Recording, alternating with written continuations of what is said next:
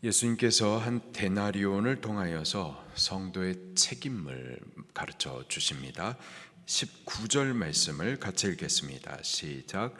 서기관들과 대제사장들이 예수의 비유는 자기들을 가리켜 말씀하신 줄을 알고 즉시 잡고자 하되 백성을 두려워하더라. 아멘.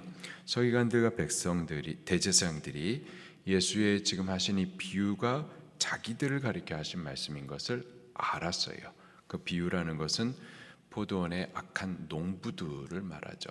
그 포도원 주인이 소출을 위하여서 종들을 보냈는데 첫 번째 종도 능욕하여서, 두 번째 종도 능욕하여서, 세 번째 종도 능욕하여서 때려 죽이고 그 아들까지 죽였었던 이 악한 농부들, 그게 바로 자기들에 대해서 하신 말씀인 것을 알았으면 어떻게 해야 될까요? 회개해야 되는데 회개하지 않습니다. 말씀을 받고 회개하지 않으면 어떻게 될까요? 공격합니다. 그 말씀을 주신 자를 미워해요. 죽이고 싶어 하기까지 미워합니다. 그래서 예수님을 빨리 잡아서 죽이고자 했는데 지금 백성들을 두려워서 하지 못하고 있었습니다. 그래서 어떻게 했는가? 20절입니다. 시작.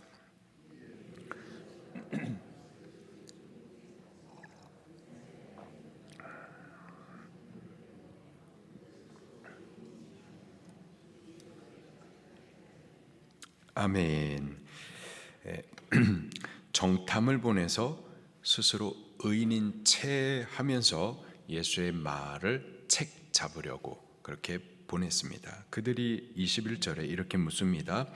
그들이 물어 이르되 선생님이여 우리가 아노니 당신은 바로 말씀하시고 가르치시며 사람을 외모로 취하지 아니하시고 오직 진리로서 하나님의 도를 가르치시나이다. 예수님을 칭찬하는 것 같은데, 예수님 우리가 질문을 할 테니까는 당신은 바로 말씀하시는 분이니 똑바로 말씀하십시오. 진리로서 하나님의 도를 가르치시는 분이시니 돌려 말하지 말고 아주 직선적으로 분명한 소리로 말씀하십시오 라고 지금 도망 못 가게 예수님을 꽉 잡아둔 겁니다. 그리고 나서 이제 질문을 하는 거죠. 알고자 질문하는 게 아니라 책 잡고자 함정 질문을 던지는 겁니다. 22절입니다. 시작. 우리가 가이사에게 세를 바치는 것이 옳으니까 옳지 않으니까 하니. 지금 예수님은 성전에 계십니다. 지금 성전에는 유대인들이 가득히 메어 있어요. 그리고 그 질서를 위하여서 로마의 군사들도 함께 있습니다. 유대인들이 함께 있는 자리, 또 로마 군사들이 함께 있는 그 자리에서 함정 질문을 던지는 겁니다. 어떤 질문에 어떤 대답을 하시든 예수님은 함정에 걸리게 되는 거예요. 이런 질문입니다. 가이사에게 세금을 바치는 것이 옳습니까? 옳지 않습니까? 만약에 예수님께서 세금 바치는 것이 옳다, 세금 바쳐라 라고 말한다면 지금 이 성전 가득히 모여있는 유대인들, 그들의 배신자가 되는 거예요. 그들은 지금 로마인들을 원수로 생각을 하는데 원수편에서 세금을 바치라, 우리를 압제하고 있는 로마의 세금을 바치라고 하다니 유대인의 배신자가 되는 겁니다. 반대로 세금을 바치지 말라 한다면은 지금 옆에 서 있는 로마 군사들, 그들이 듣고 이건 지금 로마에 반역하는 놈이네, 또 이렇게 잡히게 되는 거죠. 이렇게 대답을 하든 저렇게 대답을 하든 예수님은 함정에 걸릴 수밖에 없었던 겁니다. 이러한 의중을 예수님께서 간파하셨어요. 22절, 23절에 보니까 예수께서 그 간계를 아셨다. 주께서 우리의 생각, 우리의 마음, 의중 모르지 않습니다. 저들의 악한 관계도 다 아셨어요. 그리고는 대답하십니다. 24절입니다. 시작. 데나리온 하나를 내게 보이라. 누구의 형상과 글이 여기 있느냐? 대답하되 가이사의 것이니이다. 아멘.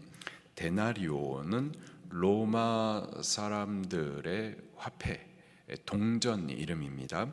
한 사람이 장정 한 사람이 하루 동안에 열심히 일해가지고 벌어들일 수 있는 하루 품삯을 말하죠. 그 데나리온을 내게 보이라 보여줬어요. 그의 앞에는 형상이 있고 이제 그 티베리우스 가이사, 티베리우스 황제의 얼굴 형상이 새겨져 있습니다. 그리고 새겨져 있어요. 그것을 보이라. 그래서 보여줬습니다. 그 누구의 형상이냐? 카이사의 형상입니다. 라고 저들이 대답했습니다. 그러자 예수님께서 이렇게 또 말씀을 주십니다. 25절 시작.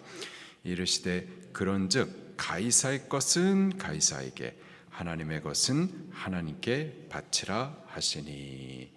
저들은 지금 로마의 화폐를 사용하고 있습니다. 지금 저들은 로마의 통치체제 안에 살고 있어요. 때문에 예수님께서 하신 말씀이 너희들이 사용하고 있는 이 화폐, 너희들이 지금 통치받고 있는 체제, 가이사의 통치를 받고 있지 않느냐. 그렇다면은 가이사의 것에 대해서는 가이사에게 마땅히 올려드려야 된다. 동시에 너희들은 또 하나님의 백성이지 않냐. 그렇다면 하나님에 대해서도 너희들이 책임을 다해서 하나님의 것은 하나님께 바쳐라 라고 대답을 해 주십니다. 이것에 대해서도 저것에 대해서도 함정에 걸리지 아니하고 이것에 대한 책임도 해야 될 것과 또 저것에 대한 책임을 해야 될 것에 대해서도 분명히 말씀을 해 주십니다. 가이사의 것은 가이사에게 바치라. 국가의 질서가 있어요. 또 법이 있습니다.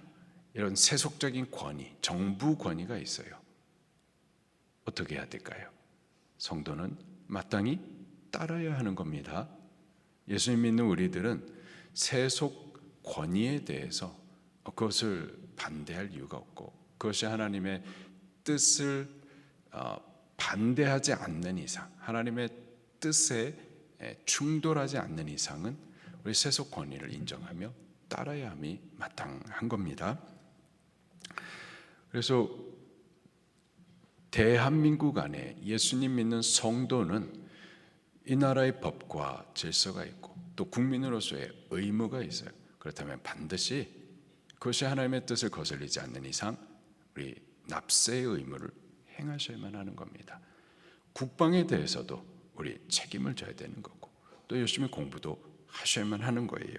그게 성도로서 이 땅의 권위, 하나님께서 허락하신 그 권위를 따라야 할 책임인 겁니다.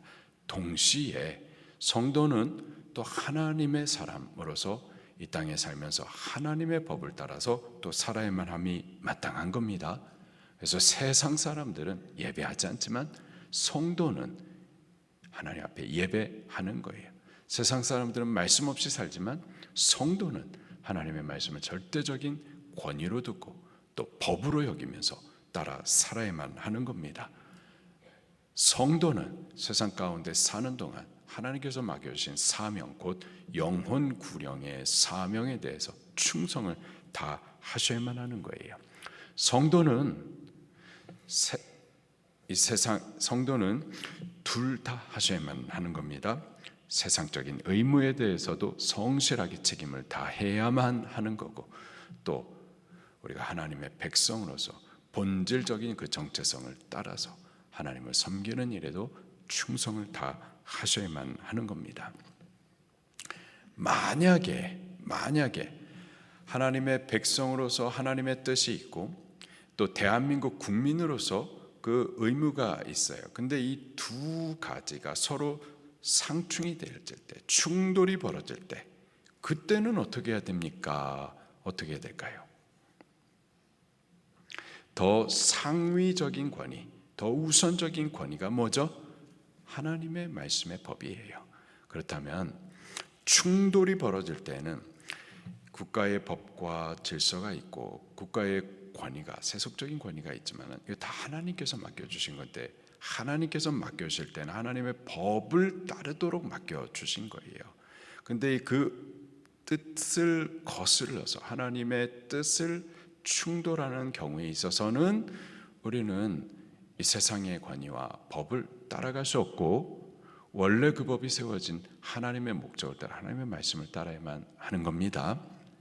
하나님의 법이 더 우선적이고 상위적인 권위이기 때문에 그것을 따르되 충돌되지 않는 이상 우리는 하나님의 법을 따르기도 하고 이 세속적인 권위, 법과 질서에 대해서도 따라야만 하는 거예요. 둘 다 하셔야만 하는 겁니다. 만약에 이 세상 권위가 하나님의 법을 거스르게 되면, 대한민국의 법이 하나님의 법을 거스르게 되면 그러면 어떻게 될까요? 우리는 하나님의 사람인데 세상의 법이 하나님을 거스르게 되는 그런 상황이 오게 되면 성도는 어떻게 되나요? 세상 법을 대항하여서 싸워야 하는 걸까요? 싸우고 총과 칼을 꺼내서 전쟁을 해야 되는 걸까요? 어떻게 해야 될까요? 성도는 그때에 절대 우리 말씀을 포기할 수는 없는 거예요. 우리 신앙을 버릴 수는 없는 겁니다. 신앙을 선택해야 되고 말씀을 따라야 됩니다. 그럼 어떻게 되는데요? 핍박당하는 거예요. 순교하기까지라도 핍박을 당하는 그것이 하나님의 뜻입니다. 근데 그렇게 되지 않도록 어떻게 해야 될까요? 우리 같이 성경을 찾아보도록 하겠습니다. 디모데전서 2장 디모데전서 2장 1절과 2절 말씀입니다. 디모데전서 2장 1절 2절 시작.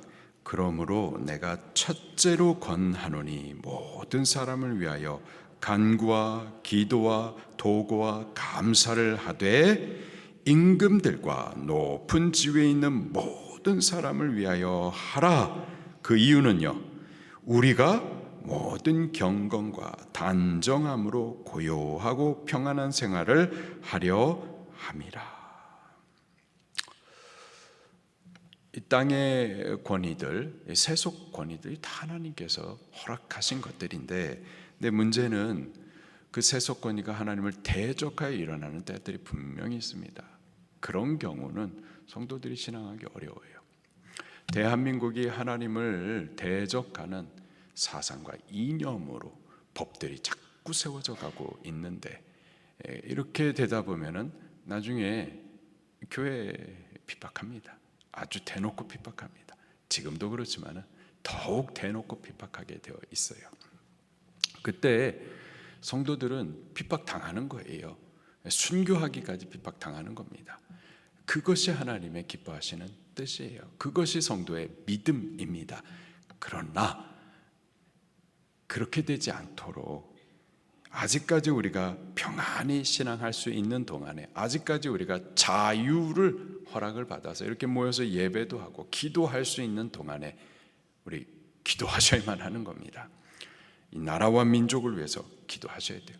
임금들과 높은 지위에 있는 이들, 통치자, 또 법을 만드는 이들, 입법자, 또 공의와 정의를 세워나가야 될 재판관들, 그들을 위해서 우리 기도하셔야만 하는 겁니다.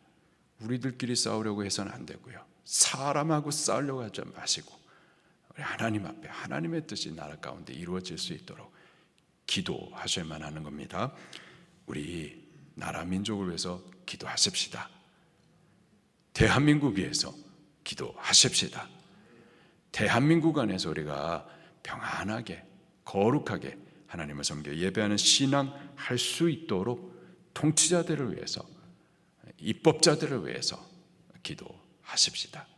하나님을 아는 자들, 경외하는 자들, 하나님의 말씀을 존중히 여기고 말씀을 근거한 법들을 세우는 자들, 여러 외압들이 있지만은 하나님을 두려워해서 공의와 정의를 세워나가는 그러한 법관들, 그리고 백성들이 그렇게 하나님을 따라갈 수 있도록, 그러한 교회가 되어질 수 있도록 우리 기도해야만 할 줄로 믿습니다. 우리가 기도하면 하나님 들으십니다. 우리가 기도하면 되는 겁니다.